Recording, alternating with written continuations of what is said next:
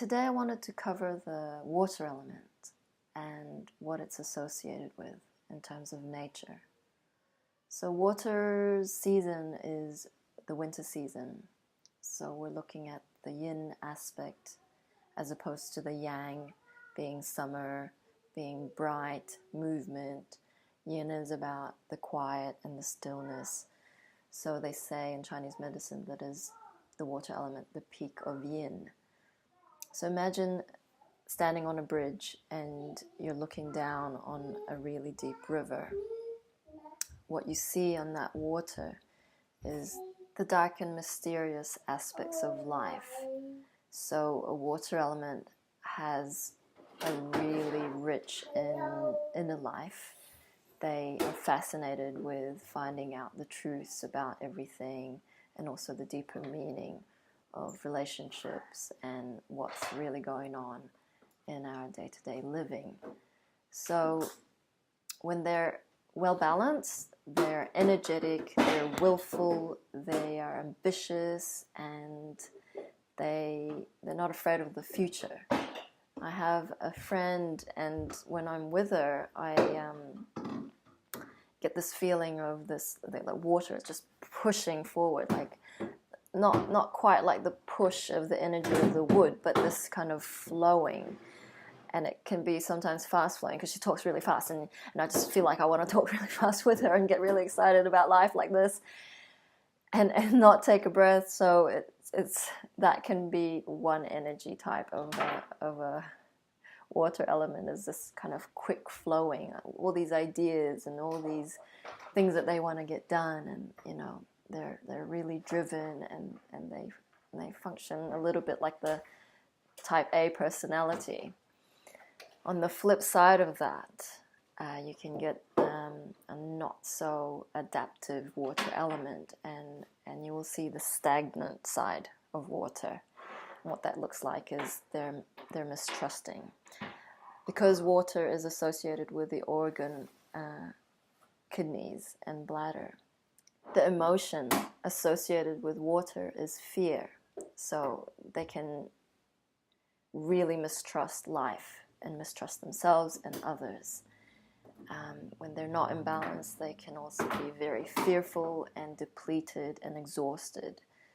So some water elements will display these kind of illnesses like chronic fatigue and adrenal problems and just exhaustion. You find them, they struggle to get out of bed. And so to bring them back into balance, again with the self-awareness, they need to understand themselves and where their point, like the earth element, where they're not so exhausted from all the activities and all the commitments that they've made, that they need to know when to pull that back.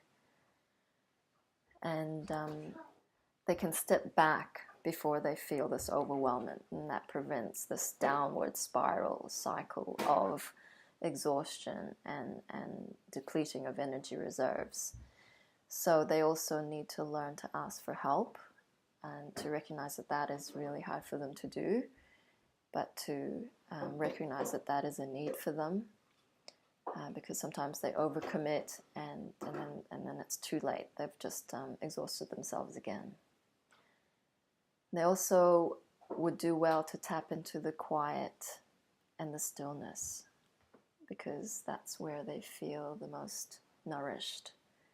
It's because they have got this inquiry within, this deep questioning about life and meaning, and a lot of that is the yin activity, wanting some stillness and quiet to just contemplate in meditation and things like this. So that is a little summary of the water element. I wanted to talk about masks because a question has come up, and a few people have been interested in these videos, and one question was, well, how can we find out what element type we are? That's a really difficult one to tackle, because when we have put on a lot of masks as we grow up, our type of being is always looking at ways to survive. So as a child, we mimic a lot. So you might see that to gain the love that we want from parents or friends, you take the route of being funny as the strategy for your survival. So you put on this mask, and as you grow up, you've gotten used to being such a comedian that even though you might portray like fire element qualities about this fun and vibrant self, deep down your authentic self is actually hidden behind that mask. And so we take off these masks the more we get into the work of self-awareness and self-introspection. But a practitioner can help you with unlayering all those different aspects and all the masks that we've put on in the years. So self-analyzing what kind of element you are is going to be very difficult because of all these different masks that we've put on in the years. And that's where it is advisable to seek help one-on-one if you wanted to understand this and this kind of work in more detail.